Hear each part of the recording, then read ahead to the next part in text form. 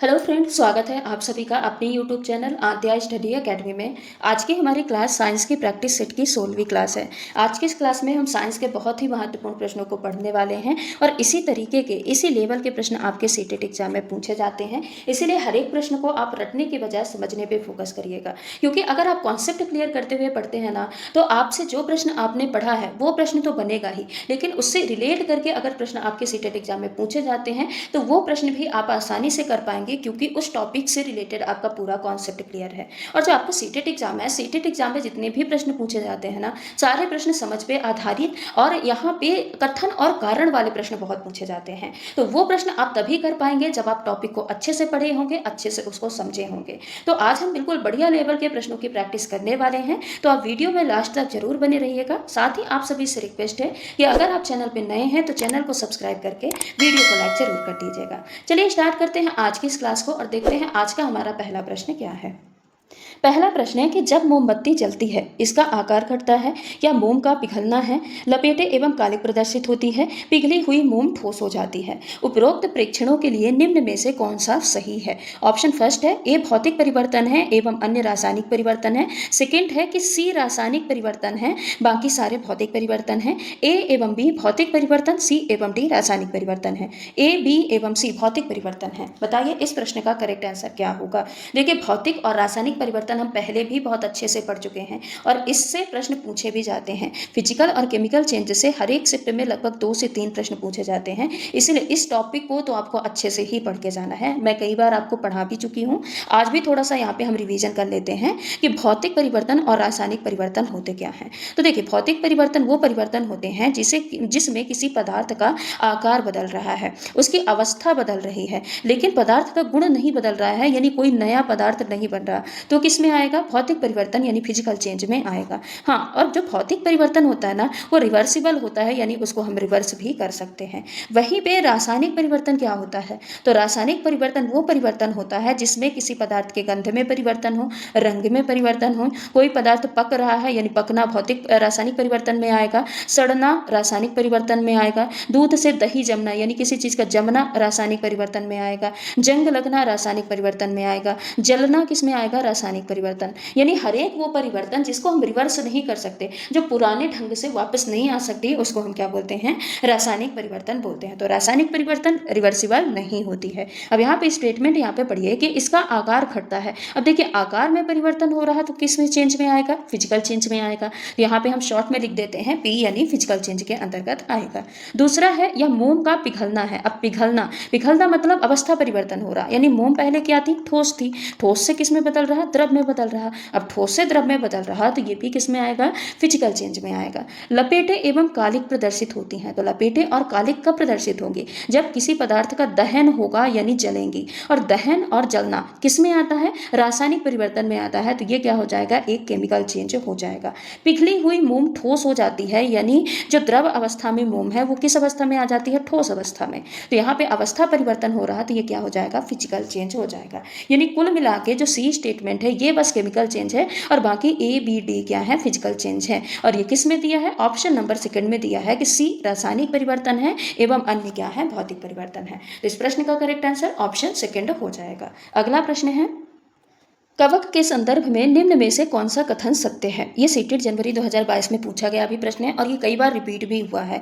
वे पौधे हैं, वे प्रकाश संश्लेषण की प्रक्रिया संपन्न नहीं कर सकते हैं, सभी कवक एक कोशिकीय हैं, कुछ कवक प्रतिजैविक के उत्पादन में सहायता करते हैं।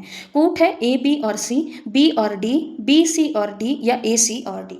बताइए इस प्रश्न का करेक्ट आंसर क्या होगा। यहाँ पे बोल रहा कि कवक के लिए कौन से स्टेटमेंट करेक्ट है। तो बताइए, क्या कवक पौधे होते हैं? बिल्कुल नहीं, कवक पौधे नहीं होते। इनको अलग ही किंगडम में रखा जाता है और इस किंगडम का नाम क्या है? फंजाई। तो इनको अलग से फंजाई किंगडम के अंतर्गत रखा जाता है। कवक क्या प्रकाश संश्लेषण की प्रक्रिया संपन्न कर सकते हैं या नहीं कर सकते? अब यहाँ पे नहीं दिया है, इसीलिए बी क्या हो जाएगा? बिल्कुल करेक्ट हो जाएगा। बी करेक्ट क्यों हो जाएगा? क्योंकि कवक में क्लोरोफिल नहीं पाया जाता। क्या नहीं पाया जाता? क्लोरोफिल पिगमेंट नहीं पाया जाता। और क्लोरोफिल पिगमेंट ही नहीं पाया जाता तो ये प्रकाश संश्लेषण कैसे करेंगे? इसीलिए वे प्रकाश संश्लेषण की प्रक्रिया संपन्न नहीं कर सकते। ये क्या हो जाएगा? करेक्ट हो जाएगा कवक के बारे बारे में। सभी कवक एक कोशिकीय होते हैं ऐसा नहीं है। जो ईस्ट है, ईस्ट तो एक कोशिकीय होता है, लेकिन उसके अलावा मशरूम के अलावा क्या हो जाएगा, ब्रेड मोल्ड जो होता है, ब्रेड मोल्ड, ये सारे क्या होते हैं, ये सारे बहुकोशिकीय कवक होते हैं। कैसे होते हैं, बहुकोशिकीय यानी मल्टी सेलुलर फंगस या कवक होते हैं। तो यहाँ पे सी भी क्या है, गलत है कवक के बारे में। कुछ कवक प्रतिजैविकों के उत्पादन में सहायता करते हैं, तो बिल्कुल सही है। एक कवक का नाम क्या है, पेनिसिलियम। पेनिसिलियम जो कवक होता है ये एक प्रतिजैविक बनाने का काम करता है, और उस प्रतिजैविक का नाम क्या है, पेनिसिलिन। क्या है, पेनिसिलिन। तो पेनिसिलिन प्रतिजैविक किसके द्वारा निर्माण किया जाता है, पेनिसिलियम कवक के द्वारा निर्माण किया जाता है। तो कुल मिला के यहाँ पे बी सही है और डी सही है, ए और बी गलत है। तो बी और डी किस ऑप्शन में दिया है, ऑप्शन नंबर सेकेंड में दिया है। अगला प्रश्न है, नीचे दिए गए कथनों को पढ़िए और सही विकल्प का चुनाव दीजिए। कथन क्या है कि उल्लू जैसा रात का पक्षी रात में बहुत अच्छी तरीके से देख सकता है, लेकिन दिन में नहीं। कारण है कि रात्रिघर पक्षियों के रेटिना में कम शंकु और अधिक क्षणीय कोशिकाएं होती हैं। बताइए, यहाँ पे कूट है, ए और आर दोनों सही है, आर ए की सही व्याख्या करता है। ए और आर दोनों सही है, लेकिन आर ए की सही व्याख्या नहीं करता। ए सत्य परंतु आर सही नहीं है, ए और आर दोनों सही नहीं है। बताइए इस प्रश्न का करेक्ट आंसर क्या होगा। यहाँ पे कुल मिला के कोन और रॉड सेल के बारे में पूछा गया है, और ये कहाँ पे हेल्प करती हैं इसके बारे में पूछा गया है। तो देखिए, जो उल्लू होता है, उल्लू देखिए रात में कितनी अच्छी से देख सकता है, दिन में नहीं देख सकता। ठीक है, तो ये कथन तो बिल्कुल सही है कि उल्लू जैसा रात का पक्षी रात में बहुत अच्छी तरीके से देख सकता है, लेकिन दिन में नहीं देख सकता। अब क्यों नहीं देख सकता, उसका कारण भी दिया है कि जितने भी रात्रिघर पक्षियां होते हैं उनके रेटिना में शंकु कोशिकाएं यानी जो कोन सेल होती हैं ये कम पाई जाती हैं, और जो रॉड सेल होती हैं, रॉड सेल अधिक पाई जाती हैं। अब कोन सेल का काम क्या होता है, शंकु कोशिका का काम ये होता है कि शंकु कोशिका रंग को देखने का काम करती हैं, और साथ ही ये तेज प्रकाश में देखने में काम करती हैं। तो तेज प्रकाश कब होता है, दिन के समय। तो शंकु कोशिकाएं बेसिकली दिन के समय देखने में मदद करती हैं। वहीं पे जो क्षणीय कोशिकाएं रॉड सेल्स होती हैं, ये क्या करती हैं, ये कम प्रकाश में देखने में मदद करती हैं। क्या करती हैं, कम प्रकाश में देखने में मदद करती हैं। यानी रात्रि के समय ब्लैक एंड व्हाइट दिखाने का काम कौन करती हैं, क्षणीय कोशिकाएं या रॉड सेल करती हैं। तो यहाँ पे बोला है कि जितने भी रात्रिधर पक्षियां होते हैं उनके रेटिना में शंकु कोशिका कम होती है और जो रॉड सेल है ये ज़्यादा होती है। तो ये जो रॉड सेल की अधिकता होती है, यानी जो क्षणीय कोशिका अधिक होती हैं, इसके कारण से ही जो उल्लू है वो कम प्रकाश में यानी रात में भी आसानी से देख पाता है। तो यहाँ पे कथन भी सही है और कारण भी सही है, और जो कारण है वो कथन की सही व्याख्या भी करता है। तो इस प्रश्न का correct answer option number first हो जाएगा। अगला प्रश्न है, रुधिर के संबंध में निम्न में से कौन सा कथन सही है। लाल रुधिर कणिकाओं द्वारा O2 तथा प्लाज्मा द्वारा केवल CO2 का परिवहन होता है। O2 और CO2 दोनों का परिवहन लाल रुधिर कणिकाओं व श्वेत रुधिर कणिकाओं दोनों के द्वारा होता है। O2 का परिवहन लाल रुधिर कणिकाओं द्वारा तथा CO2 का परिवहन श्वेत रुधिर कणिकाओं द्वारा होता है।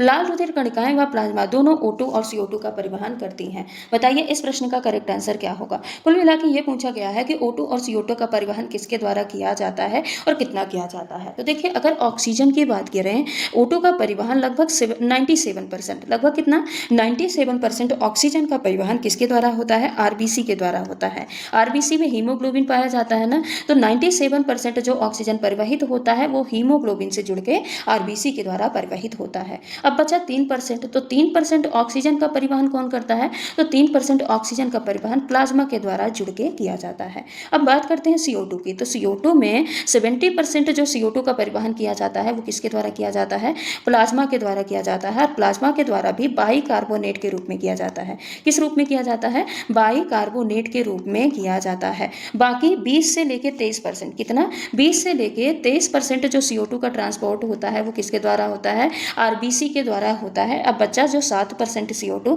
तो 7% CO2 का परिवहन प्लाज्मा के द्वारा ही होता है, लेकिन प्लाज्मा में घुली हुई अवस्था में होता है। कैसे होता है, घुली हुई अवस्था में होता है। कुल मिला के कंक्लूजन ये निकला कि ऑक्सीजन और कार्बन डाइऑक्साइड का जो परिवहन होता है वो किया किसके द्वारा जाता है, तो वो किया जाता है आरबीसी यानी लाल रुधिर कणिका और प्लाज्मा दोनों के द्वारा किया जाता है। तो इस प्रश्न का करेक्ट आंसर ऑप्शन नंबर 4 लाल रुधिर कणिकाएं व प्लाज्मा दोनों O2 और CO2 का परिवहन करती हैं हो जाएगा। अगला प्रश्न है, यदि आपसे किसी भली भांति प्रकाशित पेंटिंग के प्रतिबिंब को दीवार पर प्रक्षेपित करने के लिए कहा जाए तो आप इस उद्देश्य के लिए निम्नलिखित प्रकाशीय युक्तियों में से किसे चुनेंगे? अवतल लेंस, उत्तल लेंस, समतल दर्पण या फिर उत्तल दर्पण।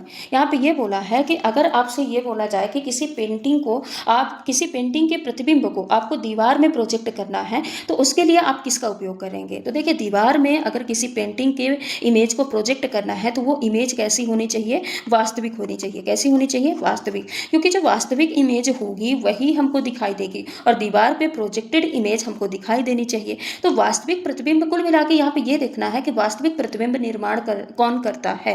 वास्तविक प्रतिबिंब का निर्माण कौन करता है? तो वास्तविक प्रतिबिंब का निर्माण दो ही करता है। एक करता है अवतल दर्पण। कौन करता है? अवतल दर्पण करता है। और दूसरा करता है उत्तल लेंस। ये दोनों एक जैसे प्रतिबिंब का निर्माण करते हैं। तो अब यहाँ पे अवतल दर्पण तो दिया ही नहीं है, तो इस प्रश्न का करेक्ट आंसर क्या होगा?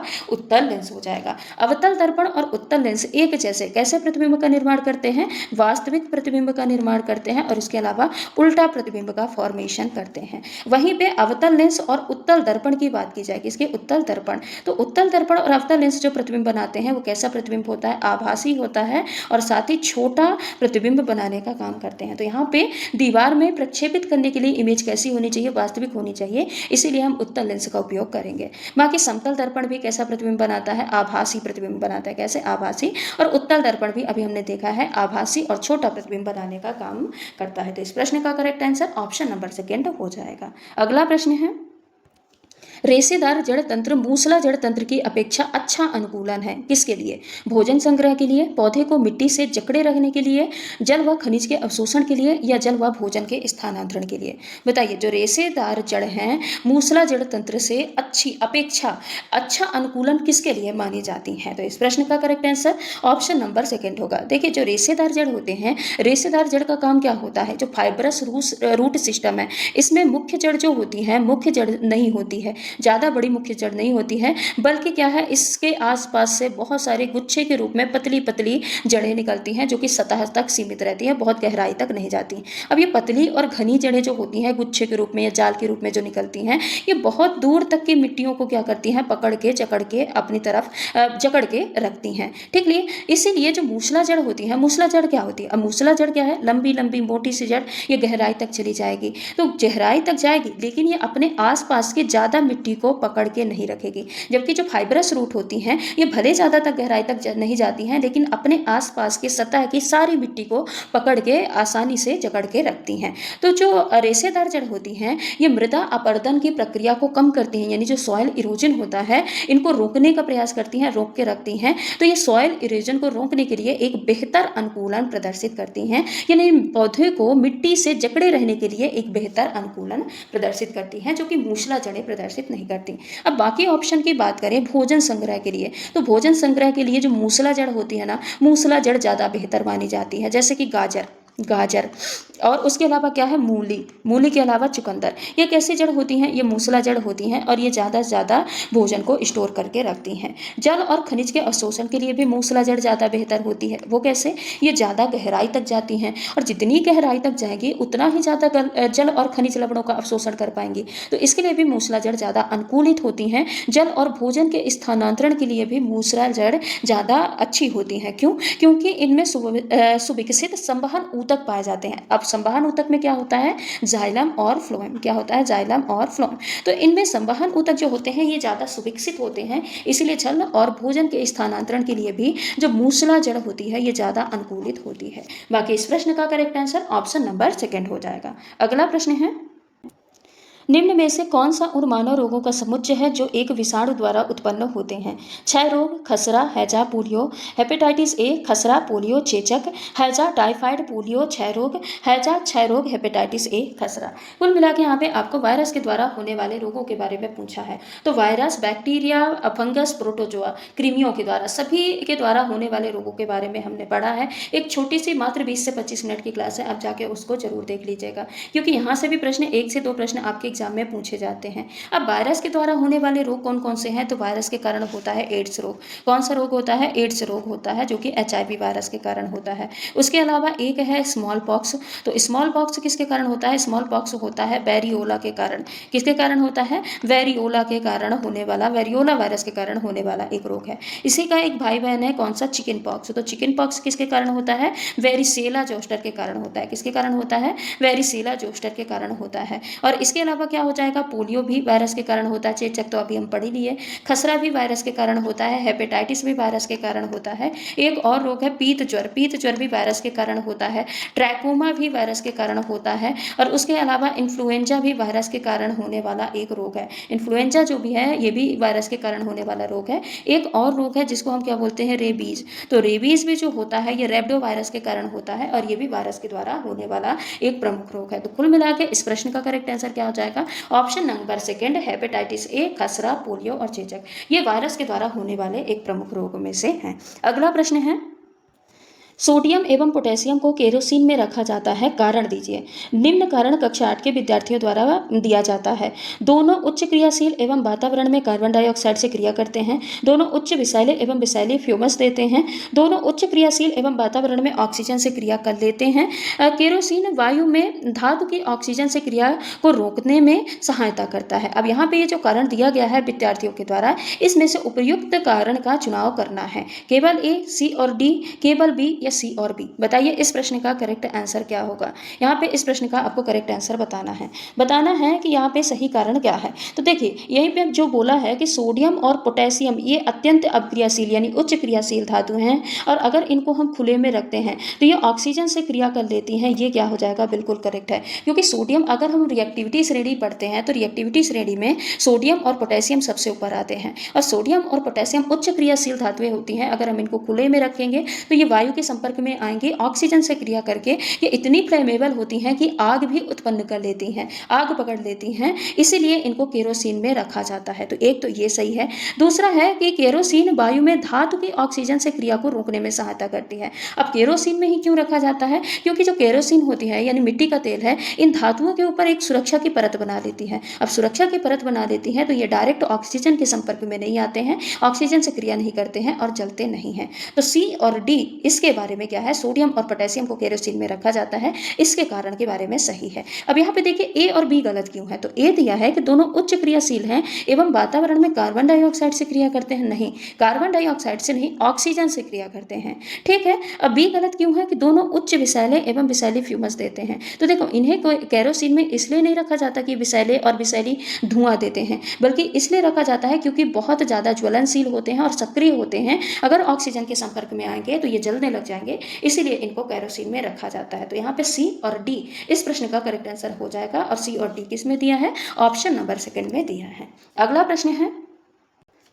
किसी पौधे की पत्ती वाली शाखा को एक पॉलीथीन से ढककर बांध देने पर पॉलीथीन के आंतरिक पृष्ठ पर जल की बूंदें दिखाई देती हैं, यह क्रिया कहलाती है। प्रकाश संश्लेषण, बाष्पोत्सर्जन, निर्जलीकरण या इनमें से कोई नहीं।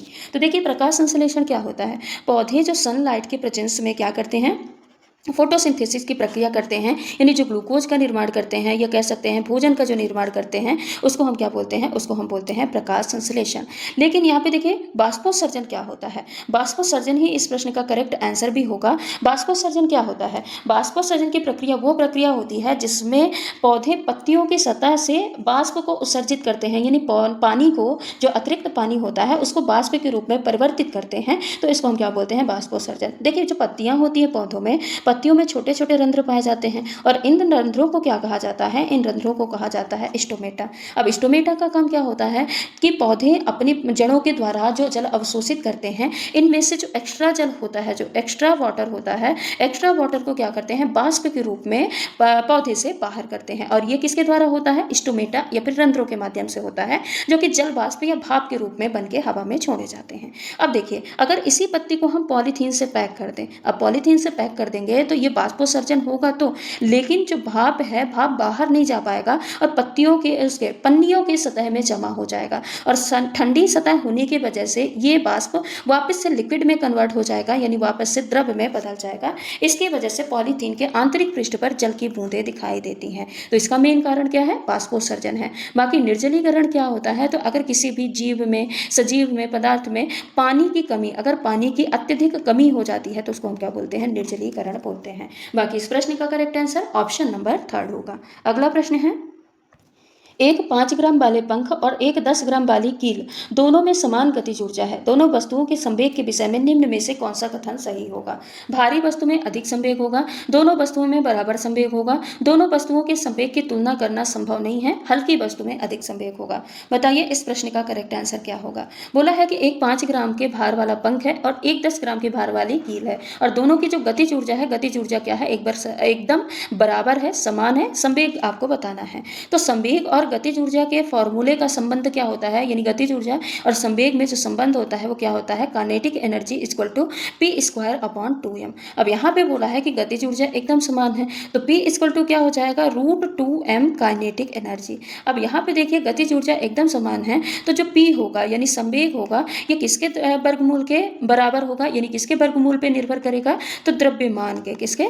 द्रव्यमान के वर्गमूल पे निर्भर करेगा। जिसका द्रव्यमान अधिक होगा उसका संवेग अधिक होगा, जिसका द्रव्यमान कम होगा उसका संवेग भी क्या होगा? कम होगा। अब यहाँ पे देखिए जो पंख है, पंख का भार कितना दिया है? 5 ग्राम दिया है। वहीं पे कील का भार कितना दिया है? 10 ग्राम दिया है। कितना दिया है? 10 ग्राम दिया है। और काइनेटिक एनर्जी दोनों की समान दी है। काइनेटिक एनर्जी तो दोनों की समान है। अब देखिए जो 10 ग्राम की कील है ये ज़्यादा भारी है 5 ग्राम के पंख से, इसीलिए जो भारी वस्तु है, भारी वस्तु का संवेग क्या होगा? ज़्यादा होगा, क्योंकि कील का भार ज़्यादा है, द्रव्यमान ज़्यादा है, इसलिए इसका संवेग भी क्या हो जाएगा? ज़्यादा हो जाएगा। तो इस प्रश्न का correct answer option number first, भारी वस्तु में अधिक संवेग होगा। अगला प्रश्न है, छानने की विधि द्वारा विलेय के कणों को विलयन से पृथक नहीं किया जा सकता, क्योंकि विलेय के कणों का आकार बहुत छोटा होता है, विलेय के कणों का आकार बहुत बड़ा होता है, विलेय के कण विलयन से बाष्पोत्सर्जित हो जाते हैं, उपरोक्त में से कोई नहीं।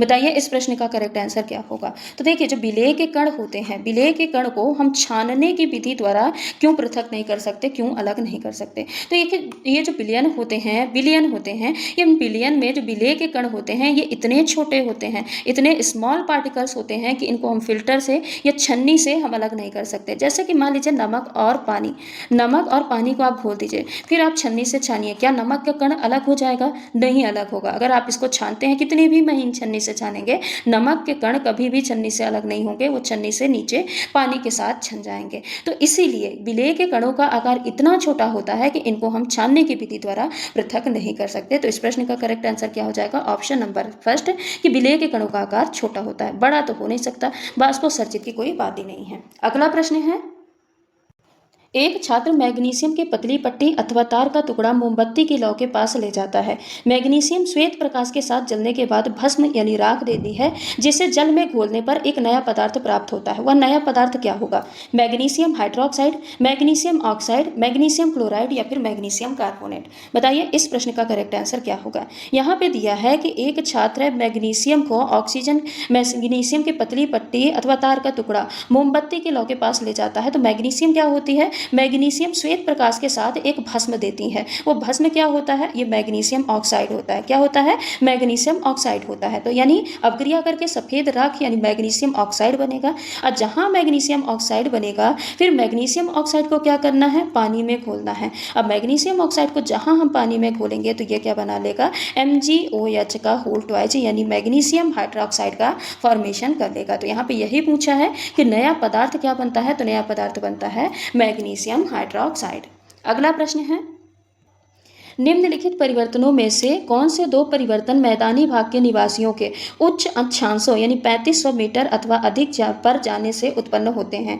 लाल रुधिर कोशिकाओं के आकार में वृद्धि, लाल रुधिर कोशिकाओं के उत्पादन में वृद्धि, श्वास दर में वृद्धि या थ्रोम्बोसाइट की संख्या में वृद्धि। यहाँ पे कूट भी दिया है 2 तथा 3, 3 तथा 4, 1 तथा 4 तथा 1 तथा 2। बताइए इस प्रश्न का करेक्ट आंसर क्या होगा? यहाँ पे बोला है कि जब कोई निवासी या कोई व्यक्ति मैदानी क्षेत्र में यानी 3500 मीटर मीटर या इससे अधिक ऊंचाई पर जाता है तो वहाँ पे क्या परिवर्तन उत्पन्न होते हैं, कौन से 2 परिवर्तन हैं जो दिखाई देते हैं। तो देखिए, जब कोई भी व्यक्ति है वो ऊंचाई में पहाड़ों में रहने जाएगा तो वायुमंडलीय दाब कम लगेगा। वायुमंडलीय दाब कैसे कम लगेगा, मैं पूरा आपको लेयर बना के वहाँ पे बता चुकी हूँ। तो अगर कोई व्यक्ति वहाँ पे 3500 मीटर या इससे अधिक ऊंचाई पे जाता है तो वहाँ पे वायुमंडलीय दाब कम लगेगा, और वायुमंडलीय दाब में कमी होने की वजह से वहाँ पे ऑक्सीजन भी पर्याप्त मात्रा में उपलब्ध नहीं हो पाएगी, यानी ऑक्सीजन की भी क्या हो जाएगी, कमी।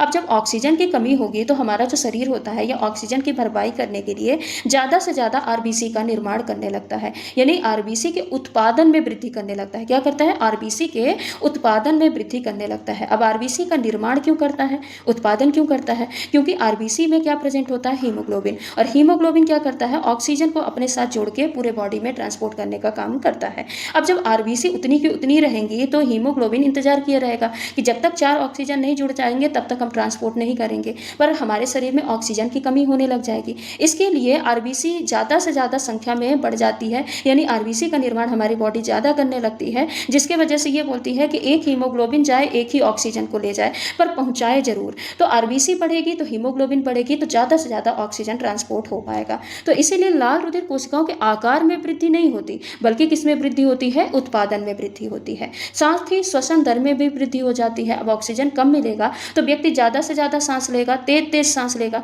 तेज तेज सांस क्यों लेगा, ताकि ज़्यादा से ज़्यादा एटमॉस्फेरिक ऑक्सीजन को हम ले सकें। तो यहाँ पे थर्ड भी सही है। फोर्थ क्या है, थ्रोम्बोसाइट की संख्या में वृद्धि ना, ये नहीं है रिलेटेड इससे। तो यहाँ पे करेक्ट आंसर क्या हो जाएगा, सेकेंड और थर्ड। सेकेंड और थर्ड कहाँ दिया है, ऑप्शन नंबर फर्स्ट में दिया है। अगला प्रश्न है, निम्नलिखित में से कौन से 3 पेट्रो रसायन यानी पेट्रोलियम और प्राकृतिक गैस से प्राप्त होने वाले उत्पाद के समूह को निरूपित करता है। Diesel, kerosene, rayon, petrol, diesel और कास्टिक सोडा, स्नेहक तेल, पॉलिएस्टर और बिटुमिन, और अपमार्जक यानी डिटर्जेंट्स, स्नेहक तेल और कोलतार। बताइए इस प्रश्न का करेक्ट आंसर क्या होगा। तो पेट्रो रसायन या पेट्रोकेमिकल्स मतलब क्या होता है कि वे पदार्थ जो पेट्रोलियम और प्राकृतिक गैस से प्राप्त होते हैं उनको हम क्या बोलते हैं, पेट्रो रसायन बोलते हैं। अब पेट्रो रसायन से देखिए डीजल तो प्राप्त होता है, केरोसिन भी प्राप्त होता है, लेकिन रेयॉन पेट्रोलियम का उत्पाद नहीं होता। ऐसे पेट्रोल, डीजल ये तो पेट्रोलियम के उत्पाद हैं, लेकिन कास्टिक सोडा पेट्रोलियम का उत्पाद नहीं होता। यहाँ पे जो कोलतार होता है ये कोयले का उत्पाद होता है। क्या होता है, कोयले का उत्पाद होता है, पेट्रोलियम का उत्पाद नहीं होता। तो इस प्रश्न का correct answer option number third, स्नेहक तेल, पॉलिएस्टर और बिटुमिन हो जाएगा। अगला प्रश्न है, हाथ कटने या चोट लगने पर शरीर से निकलने वाला रुधिर लाल रंग का होता है क्योंकि इसमें आयरन की मात्रा अधिक होती है, रुधिर में प्लेटलेट्स उपस्थित होते हैं, हीमोग्लोबिन प्रचुर मात्रा में पाया जाता है, या फिर अमीनो अम्ल की उपस्थित होती है। बताइए इस प्रश्न का करेक्ट आंसर क्या होगा। जब चोट लगती है हमको कहीं भी, या हाथ कटता है, कुछ भी होता है, तो जो ब्लड निकलता है वो लाल रंग का ही क्यों निकलता है, ये पूछा गया है। तो देखिए रुधिर का लाल रंग किसके वजह से होता है, तो ये होता है हीमोग्लोबिन की वजह से। जो ब्लड में हीमोग्लोबिन पाया जाता है यही क्या करता है, लाल रंग प्रदान करता है, क्योंकि ये क्या होता है, एक लाल रंग का प्रोटीन होता है। क्या होता है, लाल रंग का प्रोटीन होता है जो कि रक्त को लाल रंग प्रदान करता है। और ये पाया कहाँ पे जाता है हीमोग्लोबिन, तो पाया जाता है आरबीसी में या लाल रक्त कोशिकाओं में पाया जाता है। देखिए आयरन भी होता है ब्लड में, ये नहीं बोलते, लोहा भी होता है, लेकिन रक्त का लाल रंग सीधे ये आयरन की वजह से नहीं होता है। ये किसकी वजह से होता है, हीमोग्लोबिन की मात्रा की वजह से होता है। तो आयरन की मात्रा अधिक होती है, ये लाल रंग नहीं प्रोवाइड कराता है। प्लेटलेट्स ये रक्त का थक्का बनाने में मदद करते हैं, ये क्या करते हैं, ब्लड क्लोटिंग या थक्का बनाने में मदद करते हैं, लाल रंग नहीं देते हैं। अमीनो अम्ल ये प्रोटीन बनाने की इकाई होती हैं, इनसे बहुत सारे अमीनो अम्ल मिलकर क्या होता है, प्रोटीन का निर्माण होता है। तो ये भी क्या नहीं हो जाएगा, ये भी नहीं होगा। तो इस प्रश्न का करेक्ट आंसर क्या होगा, ऑप्शन नंबर थर्ड, हीमोग्लोबिन प्रचुर मात्रा में होता है, इसके वजह से हाथ कटे या चोट लगे लाल रंग का रुधिर हमारी बॉडी से निकलता है। अगला प्रश्न है, आंख में निकट दृष्टि दोष कब माना जाता है, जब दूर की वस्तु रेटिना के आगे फोकस होती है, जब निकट की वस्तु रेटिना के पीछे फोकस होती है, जब निकट की वस्तु रेटिना के आगे फोकस होती है, या जब दूर की वस्तु रेटिना के पीछे फोकस होती है। बताइए इस प्रश्न का करेक्ट आंसर क्या होगा। इसको कल भी हमने डिटेल में पढ़ा था, दूर दृष्टि दोष और निकट दृष्टि दोष के बारे में, कि यहाँ पे रेटिना पे आगे और पीछे इमेज कैसे बनती है। यहाँ पे जो हमारे नेत्र गोलक होती है, नेत्र गोलक के साइज में परिवर्तन के कारण जो प्रतिबिंब बनता है वो रेटिना के आगे बन जाता है और यह पीछे बन जाता है। और किस कंडीशन में बनता है पूरा मैंने डिटेल में कल की क्लास में बताया है, तो आप एक बार जाके कल की क्लास जरूर देख लीजिएगा अगर आपने नहीं देखी है तो। बाकी यहाँ पे देखिए निकट दृष्टि दोष या मायोपिया क्या होता है, तो इसमें जो दूर की वस्तुएं होती हैं, दूर की वस्तुएं नहीं दिखाई देती हैं, दूर की वस्तुएं साफ नहीं दिखाई देती, लेकिन जो पास की वस्तुएं हैं, पास की वस्तुएं दिखाई देती हैं। अब दूर की वस्तुएं यहाँ पे साफ नहीं दिखाई देती, उसका कारण यह है कि जो दूर की वस्तु से आने वाली प्रकाश होती है ना, उनका प्रतिबिंब रेटिना के आगे ही बन जाता है, यहाँ पे बन जाता है। क्यों? क्योंकि देखिए ये नेत्र गोलक का साइज है, अब रेटिना यहाँ पे है, अब जब नेत्र गोलक का साइज बढ़ जाएगा तो रेटिना पीछे चला जाएगा, लेकिन प्रतिबिंब जहाँ पे बनता था वहीं पे आके बनेगा। तो इसको हम क्या बोलते हैं कि रेटिना के पहले ही प्रतिबिंब का निर्माण हो जाता है, रेटिना के आगे ही प्रतिबिंब का निर्माण होता है। इसकी वजह से निकट दृष्टि दोष में दूर की वस्तुएं साफ नहीं दिखाई देती। और इसके निवारण के लिए निकट दृष्टि दोष के लिए कौन से लेंस का उपयोग किया जाता है, तो अवतल लेंस का उपयोग किया जाता है। किस लेंस का? अवतल लेंस का उपयोग किया जाता है। तो इस प्रश्न का correct answer option number first होगा कि जब दूर की वस्तु रेटिना के आगे फोकस होती हैं तब हमको निकट दृष्टि दोष माना जाता है। ठीक है, अगला प्रश्न है, हरे पादप दिन के समय कार्बन डाइऑक्साइड के अलावा वायुमंडल में ऑक्सीजन छोड़ते प्रतीत होते हैं, क्योंकि इससे पादप केवल रात के समय श्वसन करते हैं। हरे पादप दिन के समय श्वसन करते हैं पर रात के समय प्रकाश संश्लेषण करते हैं। दिन के समय प्रकाश संश्लेषण की दर श्वसन की दर से अधिक होती है, हरे पादप रात के समय श्वसन नहीं करते। तो देखिए श्वसन नहीं करते या केवल रात के समय श्वसन करते हैं, ये तो आपको सबसे पहले काट देना है, क्योंकि जो श्वसन की क्रिया होती है, चाहे प्लांट की हो चाहे जीवों की, ये 24 घंटे लगातार चलने वाली क्रिया है, यानी 24 घंटे लगातार श्वसन तो होता है। लेकिन दिन के समय क्या होता है, दिन के समय सनलाइट होती है, ठीक है, सूर्य का प्रकाश होता है। अब सूर्य का प्रकाश होने की वजह से श्वसन की क्रिया तो चलती रहती है, लेकिन जो प्रकाश संश्लेषण की क्रिया है, प्रकाश संश्लेषण की क्रिया भी चलती रहती है। अब प्रकाश संश्लेषण की क्रिया में क्या होता है, प्रकाश संश्लेषण की क्रिया में ऑक्सीजन का निर्माण होगा, यानी प्रकाश संश्लेषण होगा तो O2 बनेगा, और जब श्वसन होगा तो O2 लिया जाता है और O2 लेके क्या किया जाता है, CO2 छोड़ा जाता है। तो दिन के समय प्रकाश संश्लेषण की दर जो होती है, यानी फोटोसिंथेसिस की जो दर होती है, ये क्या होती है, ज़्यादा। प्रकाश संश्लेषण की दर अधिक होती है श्वसन की दर से, इसके वजह से जो होता है ऑक्सीजन मिलता जाता है और ऑक्सीजन यूज कम किया जाता है। इसकी वजह से ऑक्सीजन अधिक छोड़ा हुआ दिखाई देता है, यानी कार्बन डाइऑक्साइड तो छोड़ा जाता है, लेकिन कार्बन डाइऑक्साइड के साथ साथ ऑक्सीजन भी अधिक छोड़ा हुआ दिखाई देता है। अब देखिए रात में क्या होता है, प्रकाश संश्लेषण हो जाता है बंद, रात में फोटोसिंथेसिस नहीं होता। फोटोसिंथेसिस नहीं होगा तो केवल और केवल क्या होगा, श्वसन होगा। जब केवल श्वसन होगा तो केवल श्वसन की वजह से रात में सिर्फ और सिर्फ CO2 पेड़ से बाहर निकलती है। इसीलिए बोलते हैं रात्रि के समय पेड़ के नीचे नहीं सोना चाहिए, क्योंकि उस टाइम पे CO2 ज़्यादा निकल रही होती है और कार्बन जो ऑक्सीजन है, ऑक्सीजन कंज्यूम की जाती है, दी नहीं जाती है। ठीक है, तो इस प्रश्न का करेक्ट आंसर क्या हो जाएगा, ऑप्शन नंबर थर्ड हो जाएगा कि दिन के समय प्रकाश संश्लेषण की दर श्वसन की दर से क्या होती है, अधिक होती है। अगला प्रश्न है, सस्ती धातुओं से बने आभूषणों पर सोने तथा चांदी जैसे बहुमूल्य धातुओं का विद्युत लेपन किया जाता है। जिस वस्तु पर लेपन करना होता है उसे किस रूप में प्रयोग करते हैं, एनोड के रूप में, कैथोड के रूप में, या विद्युत अपघट्य के रूप में, या केवल माध्यम के रूप में।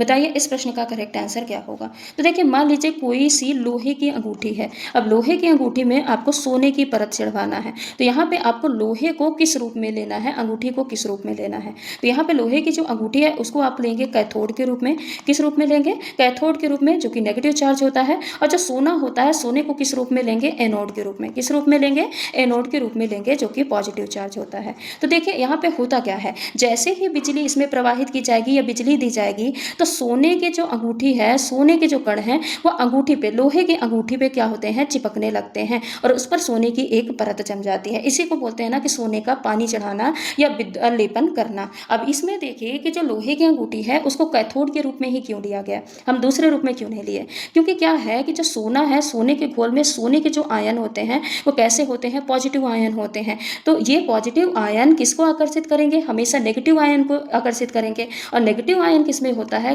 कौन होते हैं, कैथोड होते हैं। कौन होते हैं, कैथोड ऋणात्मक होता है और जो धनात्मक है ये विपरीत आवेश यानी ऋणात्मक को आकर्षित करते हैं। इसीलिए सोने को धनावेशित और जो लोहे की अंगूठी है उसको कैथोड यानी ऋण आवेशित की ओर लिया जाता है, जिससे सोने के कण धन आवेशित से ऋण आवेशित की ओर जाते हैं और लोहे की अंगूठी में जाके चिपक जाते हैं या लेपित हो जाते हैं, ये जमा हो जाते हैं। तो इस प्रश्न का करेक्ट आंसर क्या होगा, ऑप्शन नंबर सेकंड, कैथोड के रूप में प्रयोग करते हैं, हो जाएगा। अगला प्रश्न है, सितार बजाने से पूर्व कोई सितार वादक सदैव ही सितार की डोरी के तनाव को समायोजित करता है और उसे उचित प्रकार से झंकृत करने का प्रयास करता है। ऐसा करके सितार वादक समायोजित करता है। ये सीटेट नवंबर 2012 में पूछा गया प्रश्न है।